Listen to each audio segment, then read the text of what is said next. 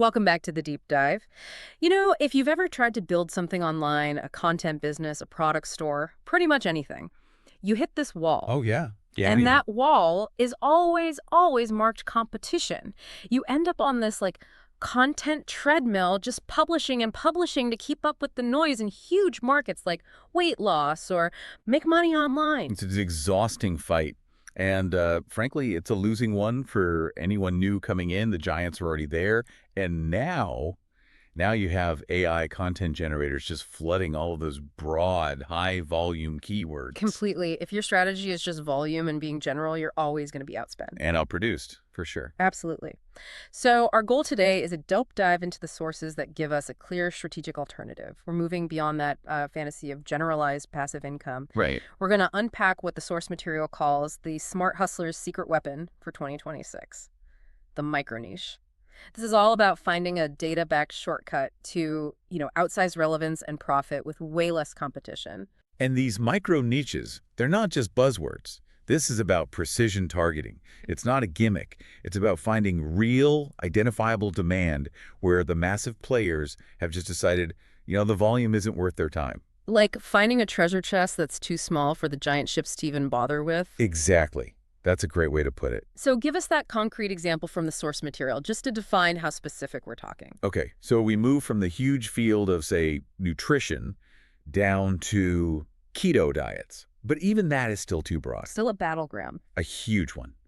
The micro-niche strategy tells us to go all the way to something like keto recipes for long-haul truck drivers. Okay, now that is specific. Right, because now you're targeting a really unique person who has very unique problems. Limited cooking, long hours, specific needs on the road. Right, so that's the core shift. It's not about breadth anymore. It sounds like success now rewards people who dig deeper. Yeah, it has to. If an AI can write 50,000 generic articles on how to lose weight, you need to be the one person with the definitive guide on how to stick to a keto diet while driving cross-country. That's it, exactly. The broad space is a commodity market now. And we found in the sources that the advantages of going micro really break down into three main areas, starting with that competitive landscape. Lower competition, which leads to higher rankings. I mean, if I search fitness right now, I'm up against millions of results from huge companies. Whereas a hyper-specific micro niche, Yeah. it just has inherently low competition. It's just plain easier for your content to bubble up to a top 10 spot on Google. Yeah. But here's a challenge, right? The immediate question. Yeah. If the volume is so low, are we just chasing pennies here? That is the critical question. Does lower volume automatically mean lower revenue? Not at all. And that brings us to the second big advantage, much higher conversion rates. The broad market audience is just kind of curious about fitness. Right, they're just browsing. Exactly. The micro-niche audience is feeling a specific, painful problem. They're actively looking for a solution right now. Like your example, the night shift nurse needing vegan meal prep. That person isn't just browsing. They are desperate for a plan that works for them. Precisely.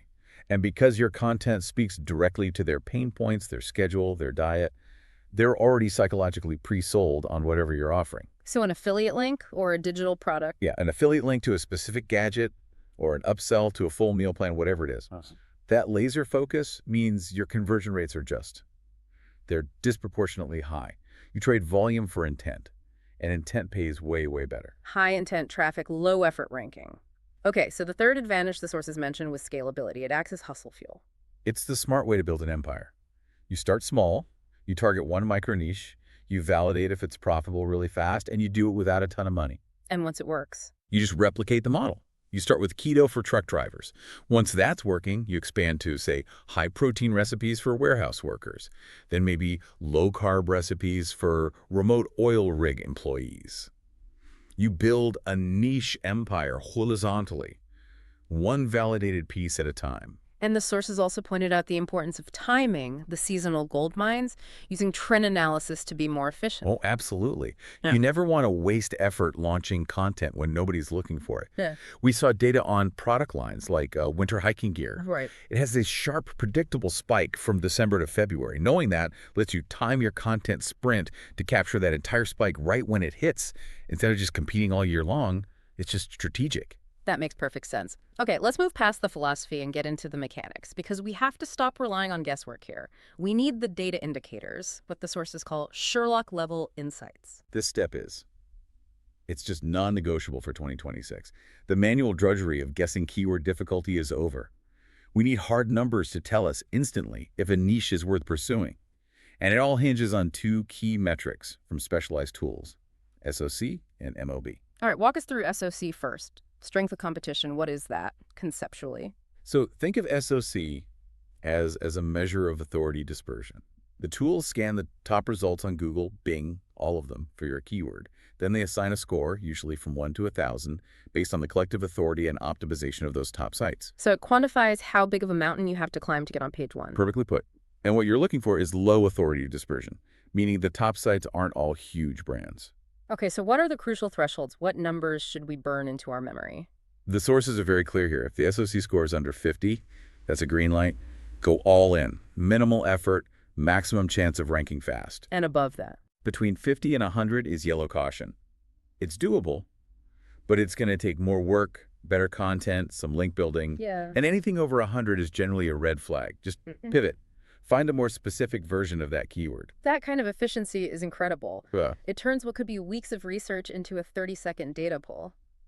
But wait, if we rely so heavily on these tools to find the easiest targets, are we limiting ourselves? Are we just settling for tiny fruit? That's the necessary friction. That's a great point. The tools are a guide, but they don't provide the hustle. The source material had this fascinating anecdote. Oh. One user ranked #1 for a keyword with a really high SOC. It was 286, deep in the red flag zone, and he did it just by manual qualitative spying. So what did he find? He found the top sites were running on outdated code. They had broken links. The content was painfully thin. The high SOC score was basically masking total incompetence. So the tools tell you who is there, but your brain has to spot the weakness. Exactly.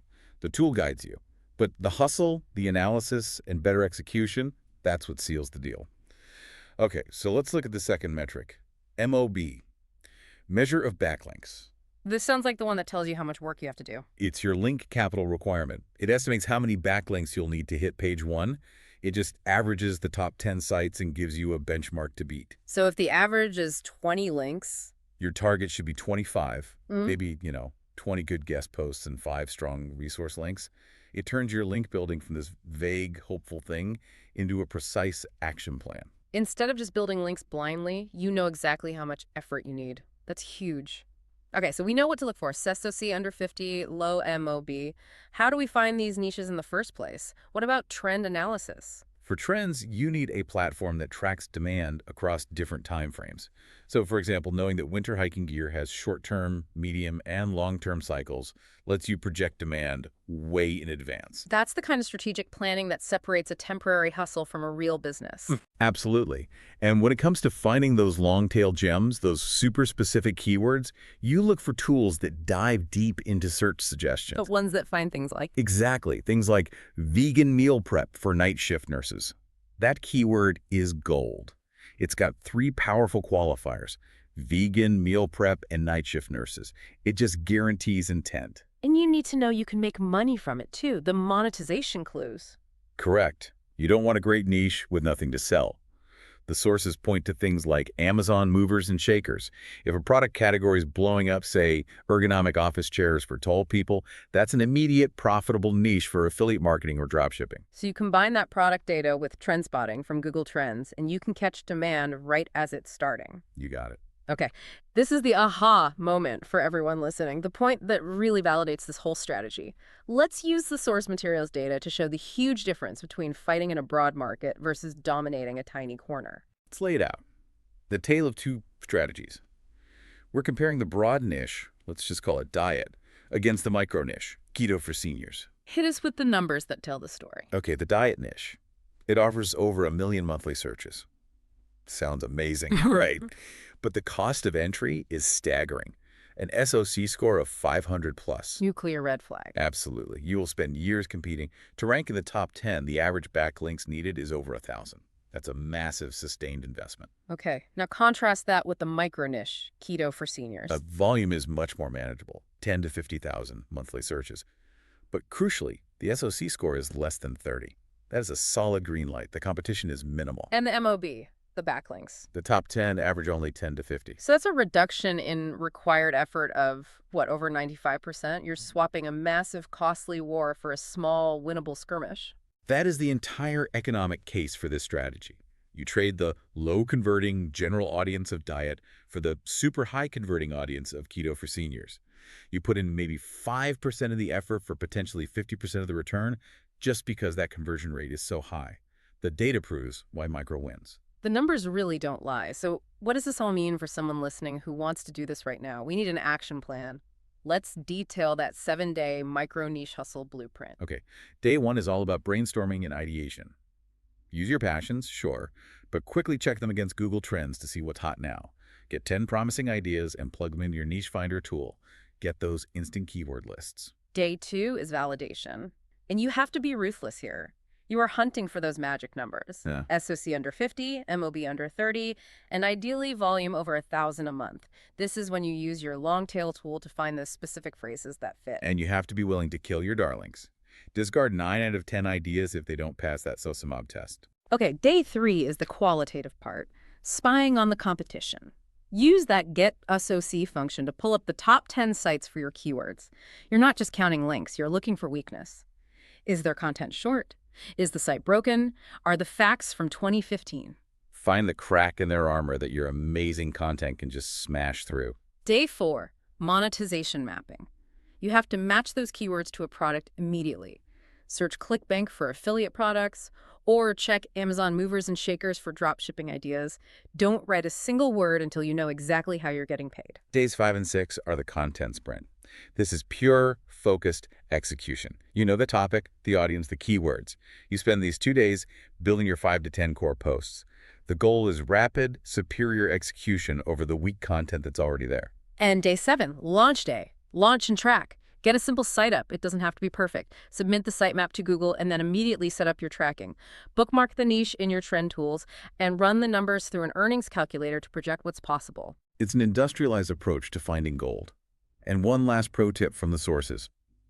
For anyone building multiple streams, use your main tool to organize every project alphabetically. Keep records of the SOC and MOB scores. It becomes your command center for managing a whole portfolio of these little hustles. This has been a really targeted deep dive. The key takeaway seems crystal clear. Broad markets are just expensive noise. Hyper-specific micro-niches are quantifiable treasure troves. And if you're armed with the intelligence from SOC, MOB, and trend analysis, you're equipped to choose your ground wisely and, well, dominate it. And the sources kept saying this specialization is how you future-proof your hustle against algorithm shifts in 2026. Especially with AI flooding the market. So that raises a final, maybe provocative thought for you to consider as you start your own hunt. Let's hear it. If the path to minimal competition really involves specializing down to something like keto recipes for truck drivers, and we agree that success still requires superior content, that hustle that seals the deal, does this mean that true lasting success will ultimately demand that hustlers become genuine, deep-seated domain experts in their chosen micro niche, rather than just being general SEO strategists who are only following the numbers?